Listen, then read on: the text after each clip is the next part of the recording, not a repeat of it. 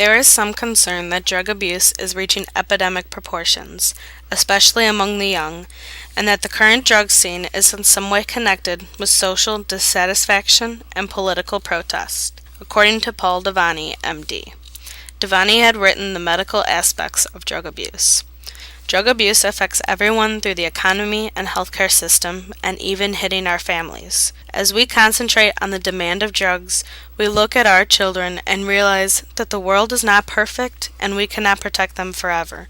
They will choose their own path, but it is our job to educate our children, and with the knowledge, they may gain the wisdom to make a thoughtful decision. The medical aspects of drug abuse can be a very disturbing thing and bring very powerful emotions. According to the National Institute of Drug Abuse, drug addiction is considered a disease.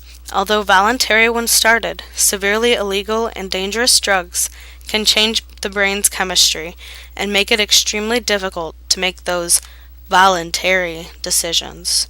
Drug abuse can cause many different physical problems.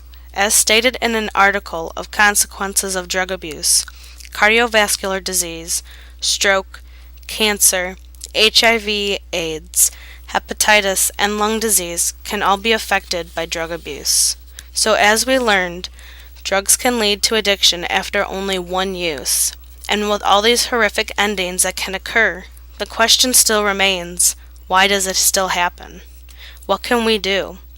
I say educate, and if knowledge is power, let's start.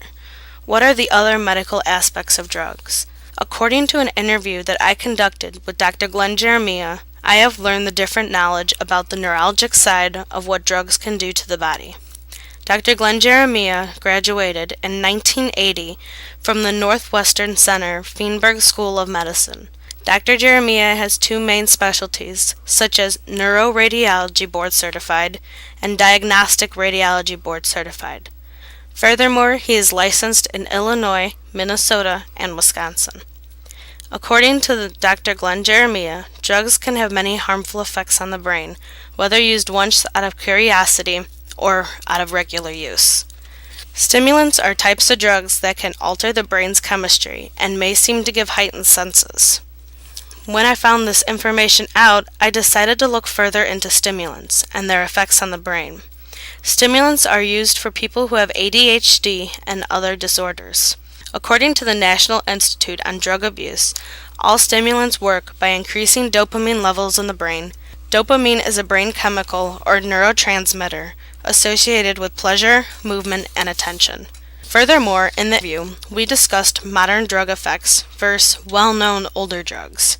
There are synthetic drugs such as bath salts. According to Dr. Glenn Jeremiah, bath salts are not made out of one particular drug, but it is made from meth and cocaine. This can give the side effect such as strength and aggressions. Dr. Jeremiah states that a part of the drug releases dopamine, and the other part of the drug actually prevents the dopamine from leaving the brain, which in turn is like mixing them in the right way to hold the high for a very long period of time. Thanks to Dr. Glenn Jeremiah for his time and knowledge. With all this new information and knowledge, I challenge you. Go out there. Every person can make a difference. Let's continue the quest for knowledge and let justice prevail. If we're not careful, a very realistic, morbid ending is a big possibility for the world today and generations to come.